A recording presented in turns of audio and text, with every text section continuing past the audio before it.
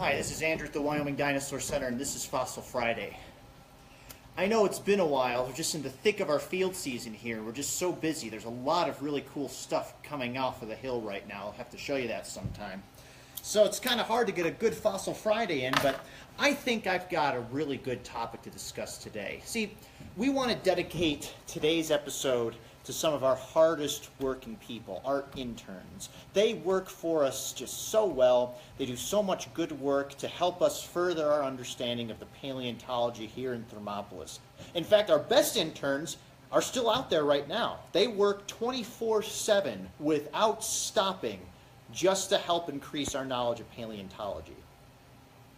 No, we're not, taking advantage of our young interns. The interns I'm talking about are ants. See, there are lots of fossils that we can find, but sometimes they can be a little difficult to see.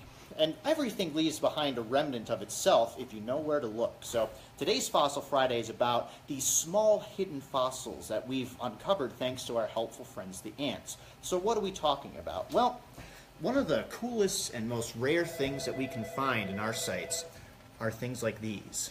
These are called crinoids. Now, at first glance, you might think that this is a kind of plant. After all, it's got a stem, it has a root system, it's got this weird, almost flower-looking thing right at the top. But these are actually animals, members of the echinoderm family, the same family that includes things like sea stars. So when you look at these really delicate fossils, you can really imagine how rare it would be for something like this to preserve. Well, we've got a nice big cluster of them right here. In some spots, they're everywhere. But what about here in Wyoming? Well, crinoids live in the sea, and 165 million years ago, there was a wide sea, a shallow sea, that covered this area right here in Thermopolis called the Sundance Sea.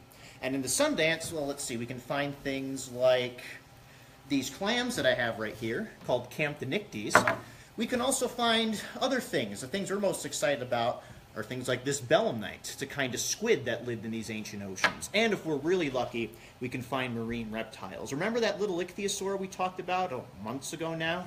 How time flies. That ichthyosaur was found on our property here in Thermopolis in the Sundance Formation that once swam these ancient seas. Really cool stuff. But then the stuff that we're talking about today aren't these really big fossils, at least big in comparison. We're talking about these things. Oh, that one was kind of important. So, be honest, you probably can't see what's in my hand, and that's where the difficulty comes in. There are things called microfossils in the Sundance, but we don't really know where to look for them. If we had to sift through all the dirt and everything to find these things, it would take years, thousands of years to find these things. Well, that's where our friendly ants come in. See, ants are always trying to build ant hills, and ant hills makes a lot of sense.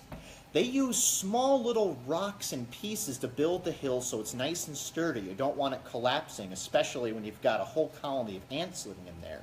So as they're building their hills, they sift through the soft dirt of the Sundance and find these small fossils because they make great building blocks for their hills. So we can find these ant hills and sift through them, and then we bring the ant hills in after the ants have left, of course. We don't want any homeless ants. We can look at them under a microscope, so we can get images like this.